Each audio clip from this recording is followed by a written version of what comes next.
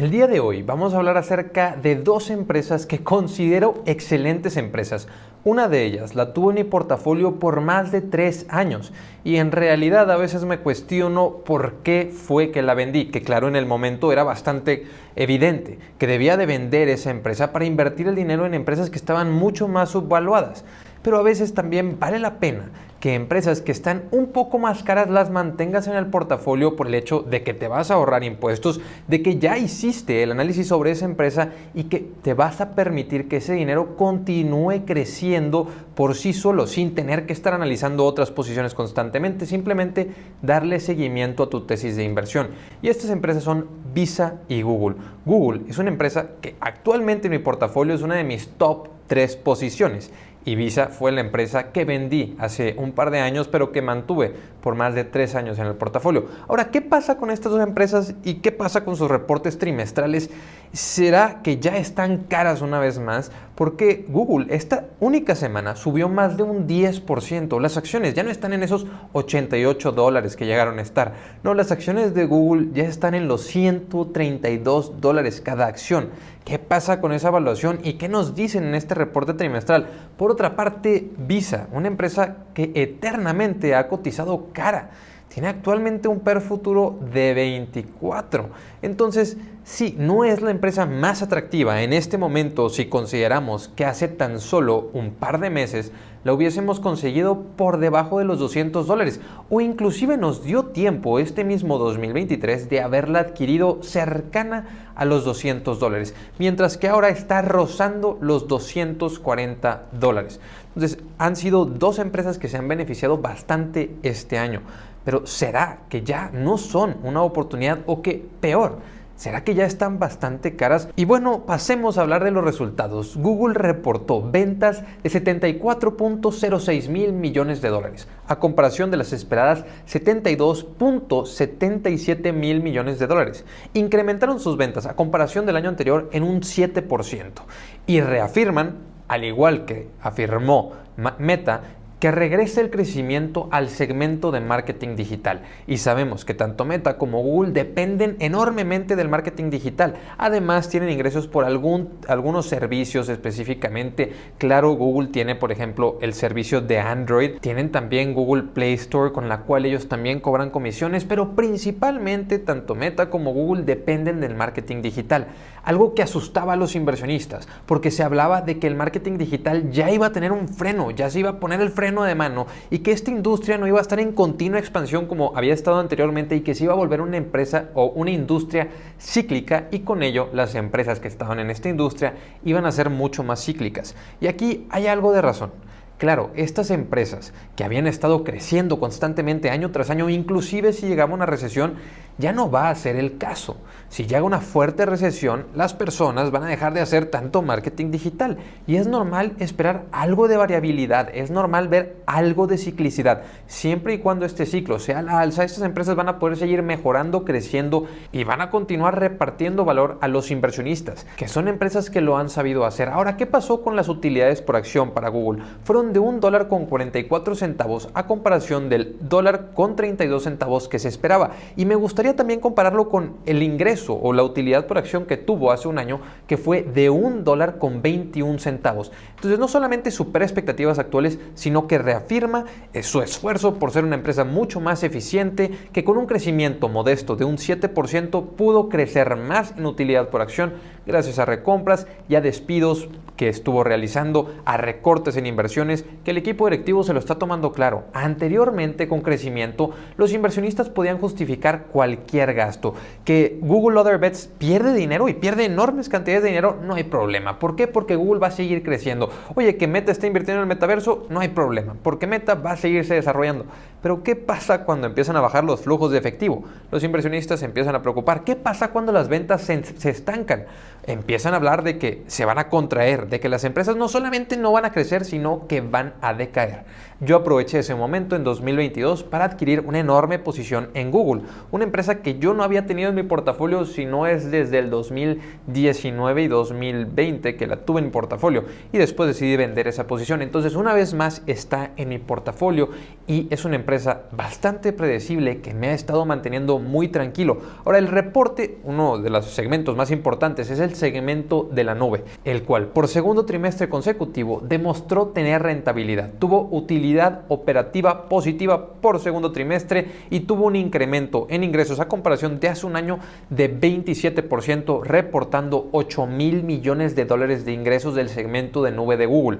Hablándonos de que, una de las preocupaciones, para dar contexto anteriormente, era que tanto Amazon como Microsoft con Azure se habían posicionado en el segmento de nube. Entonces, que no iban a permitir que Google se rentabilizara tan pronto, que Google iba a batallar mucho más y que iba a tener que pelear por precio.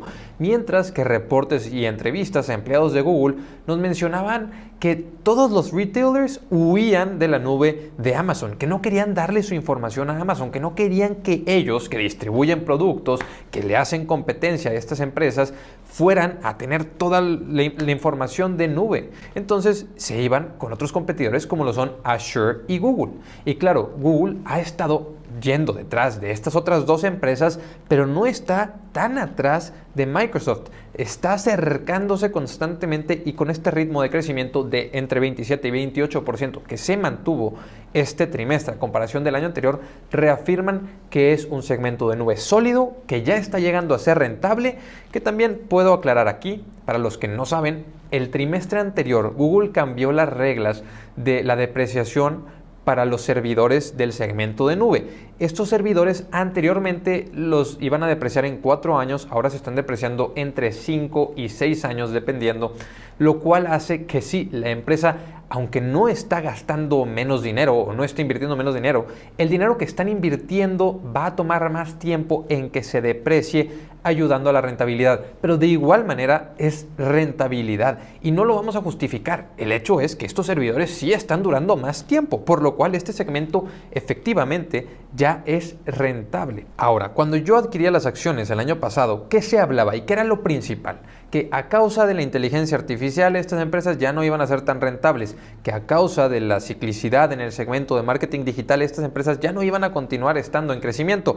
Y bueno, actualmente lo que vemos fue que Google, con estos esfuerzos de rentabilizarse mucho más, reportan un margen operativo que a mí se me hace bastante positivo y que me regresa mucho más optimismo sobre esta empresa, que ya es una de mis posiciones principales.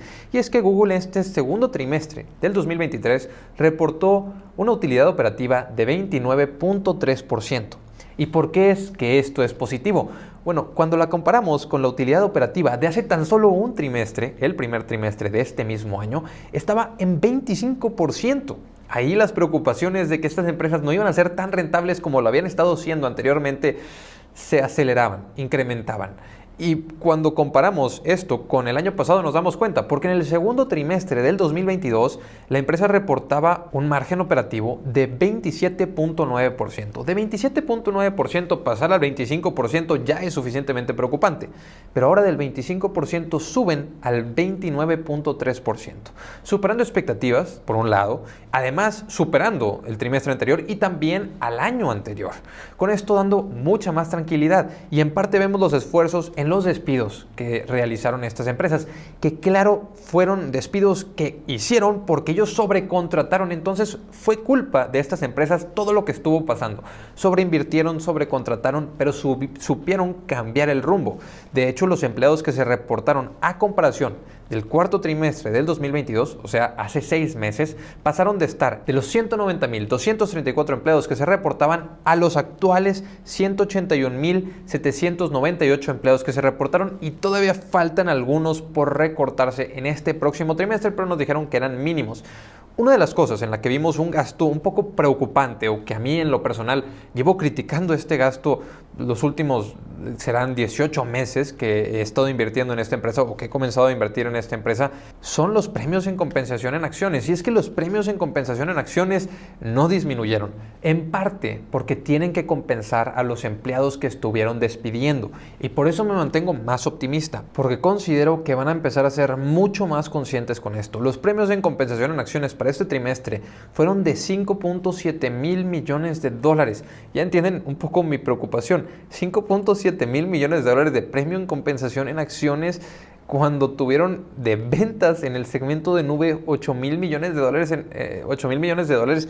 Pues bueno, ahí vemos cómo puede esto preocupar o alarmar a algunos inversionistas o a muchos inversionistas, y más si lo comparamos contra el segundo trimestre del año anterior, que eran 4.7 mil millones que se repartían en compensación en acciones a los empleados. Entonces subieron 1.000 millones de dólares, pero en parte por los despidos. Hay que considerarlo.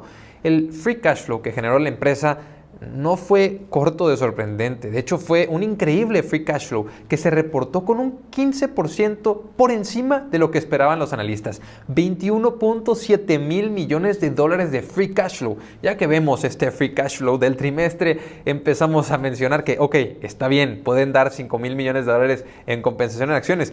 Pero bueno, parte de este beneficio de free cash flow fue por un ligero beneficio fiscal que están obteniendo, pero fuera de eso, igual siguen superando las expectativas que tenían los analistas y las expectativas que teníamos la mayoría de los inversionistas. Entonces, están justificando todas sus inversiones, están justificando sus esfuerzos de eficiencia con todo lo que han estado teniendo de resultados de flujo de efectivo, de utilidades, que las utilidades están creciendo mucho más rápido de lo que están creciendo los ingresos, algo muy positivo. Siguen haciendo recompras de acciones y la empresa cotiza a nada más y nada menos que un PER futuro de 21.4 actualmente, aún y con las acciones por encima de los 130 dólares.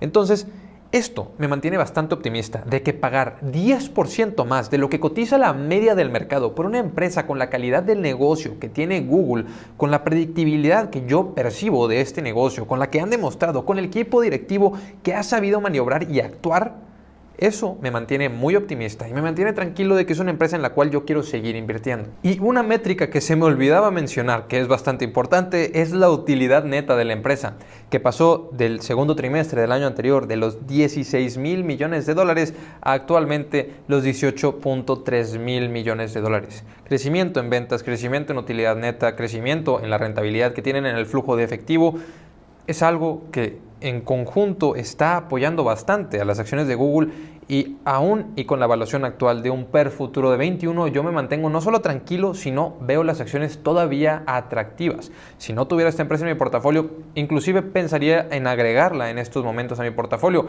Si después de lo que ya ha subido por encima de los 140, 150 dólares, ya sería otra historia, ya no es el mismo atractivo que le veo. Pero de igual manera yo invierto a largo plazo. Entonces, pagar 120 o 130 dólares por las acciones de Google, a mí en lo personal no me afectarían tanto, porque pienso invertir en esta empresa para los próximos 5 años, 7 años. Inversionistas, les recuerdo que todo esto es mi opinión y yo puedo estar completamente equivocado, pero aquí estoy para eso, para compartir mi opinión y mis expectativas. Entonces, tómenlo como es. Yo estoy invirtiendo en esta empresa, entonces también pueden tomar esas palabras con cuidado. Claro que intento ser lo más imparcial posible, pero estos fueron números bastante positivos que superaron a los analistas.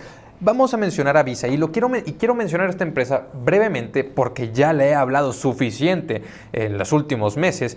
Es una empresa que no tengo actualmente en mi portafolio y constantemente la tengo en la mira.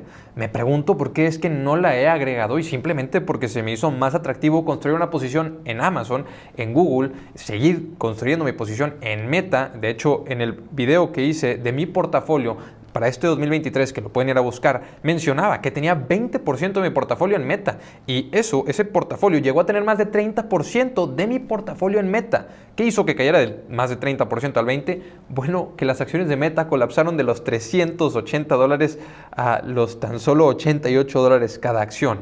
Entonces, cuando yo hacía ese video que tenía 20% en Meta, las acciones de Meta estaban en los 116 dólares. Pueden ir a ver ese video. También hablaba de Google, que tenía aproximadamente un 10% de mi portafolio en Google, un 10%, un poco más del 10% de mi portafolio en Amazon. Y sí, estas empresas se han comenzado a recuperar, por lo cual han aumentado un poco su porcentaje que tienen en mi portafolio. Y con esto menciono a Visa, que no me he permitido construir una posición, pero con un PER futuro de 24, que suena caro, que sí, es bastante más elevado que la media del mercado, sigue siendo una empresa por la cual yo pagaría un premium. Y un premium de un PER futuro de 24 sí se justifica para mí, para mi expectativa, porque no invertiría por los próximos 3 años, sino para los próximos 5 o 7. Y si invierto los próximos 7 y se siguen desempeñando como hasta ahora, es una empresa que me va a mantener o me mantendría tranquilo de que van a superar expectativas, de que van a superar la media del mercado, que eso es lo que me interesa. Invertir en empresas predecibles, que tengan un moat, que vayan a superar, de acuerdo a mi expectativa, la media del mercado, que a final de cuentas para eso elegimos acciones nosotros mismos.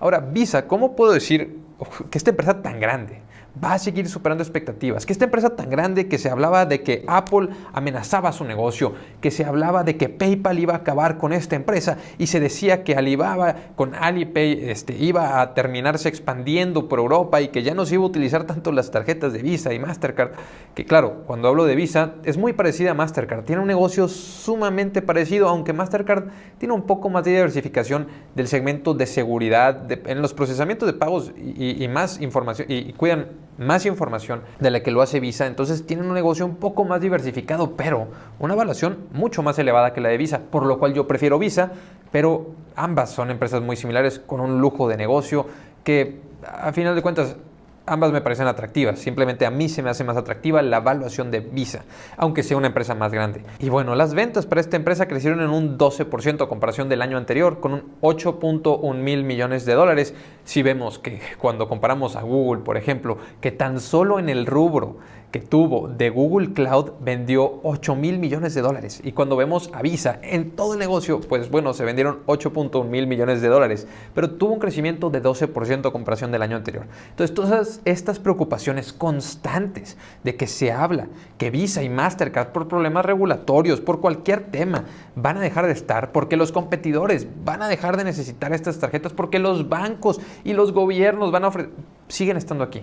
Y en mi opinión, en los próximos 3, 5 años, las personas cada vez vamos a usar más las tarjetas de crédito y más las tarjetas de débito y cada vez se va a cargar con menos efectivo y lo vemos reflejado en los números de Visa. Por ejemplo, el volumen de pagos aumentó en un 9% a comparación del año anterior. El cross-border payment o los pagos internacionales que se realizan si tú sacas tu tarjeta en México y la pasas en Estados Unidos, eso es un cross-border payment. Si la sacas en Estados Unidos y realizas un pago en Europa o en Latinoamérica, eso es un cross-border payment. Aumentaron en un 17% a comparación del año anterior. Estamos comparando verano con verano, para que no me vayan a decir que es que es verano. No, es el verano del año anterior contra este verano.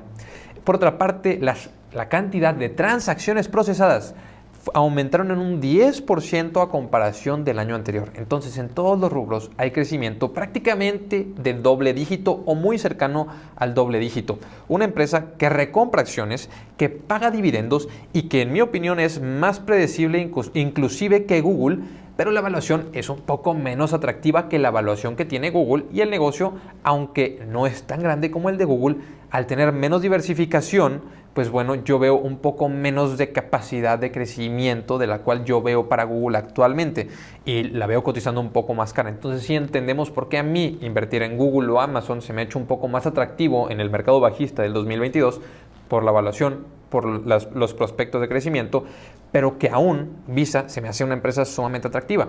Y el margen operativo de esta empresa es sorprendente, es de 62%.